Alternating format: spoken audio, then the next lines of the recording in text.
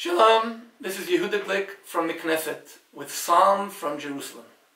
We will start beginning a series of lessons in the book of Psalms. I will try to emphasize the structure of the song so that we can get the feeling and the essence of the entire chapter and not only verse by verse. Today I want to start with chapter 6.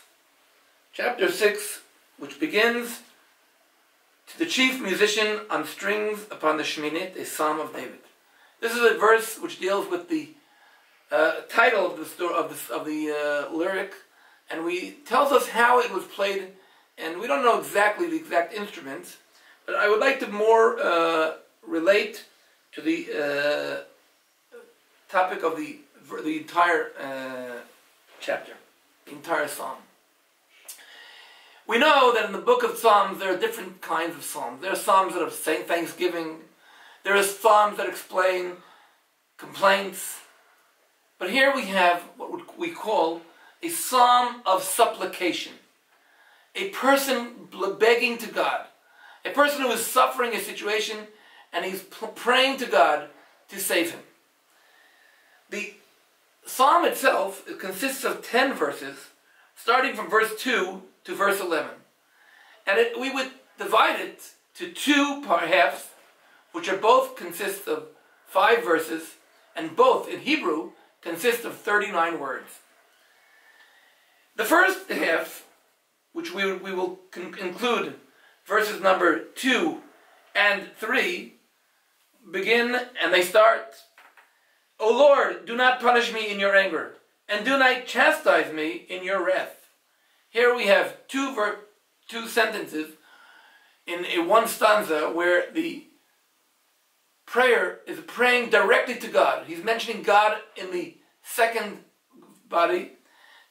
"O Lord, do not punish me, do not chastise me." After that, in verses 3 and 4, not telling what God should not do, but rather what God should do. Verse 3, "Favor me, O Lord, for I am broken. Heal me, O Lord, for my limbs are dismayed. And my soul is greatly dismayed. But you, O Lord, how long?" And here what we see is that in all these verses that we read till now, 2, 3, and 4, we see that the writer is actually the poet, is referring directly to God. The same thing continues on when we read verses 5 and 6. "Turn, O Lord, rescue my soul.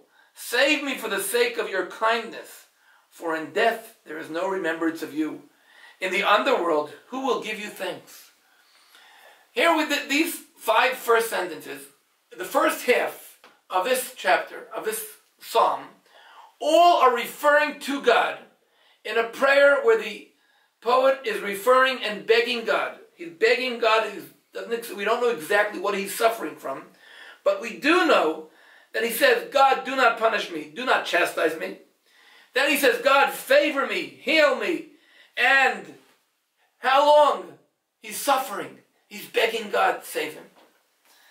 Then he refers to God and says, "Rescue my soul." Not before, like for the reason he said before, because my limbs are dismayed or my soul is greatly dismayed, but save me for the sake of your loving kindness. For in death there is no remembrance of you. In the underworld, who will give you thanks? And here, the poet finishes talking to God. Now he begins a monologue where he's describing his situation. But we would understand, we would expect right now, after he's praying to God and begging to God and telling God how his situation is so suffering, we would expect right now, maybe God answers him. Maybe God replies to his request. But here we surprisingly see something else completely. In verse 7, "I have become weary with my sighing. Every night I make my bed swim. I melt my couch with my tears.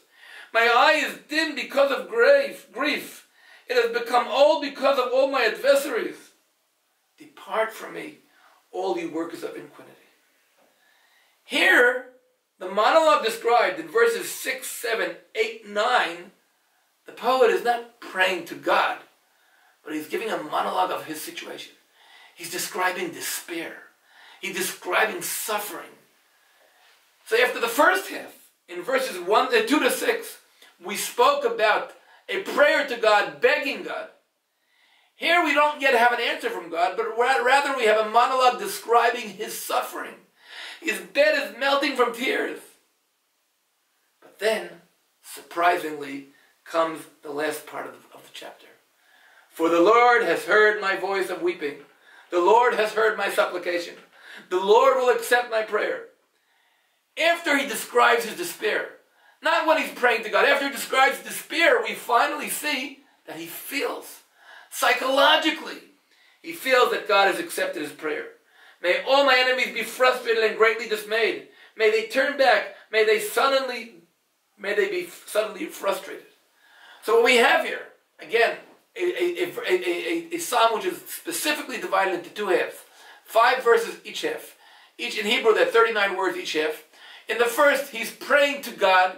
He's begging to God. A prayer of supplication. Then, he doesn't get an answer yet. But he describes how his situation is so terrible. And he's not praying to God. God is not there's no prayer. God is not mentioned here. Definitely not in second body. Then we come to the final verses of 9, 10, 11, where he says, I know, if my life is in so despair, and my faith is so great in God, God's saving me. God will be with me. And you, all of my workers of iniquity, all of my enemies, all of my adversaries, you don't worry. You better stop. You better depart from me, because God has heard my voice of weeping. Shalom from Jerusalem.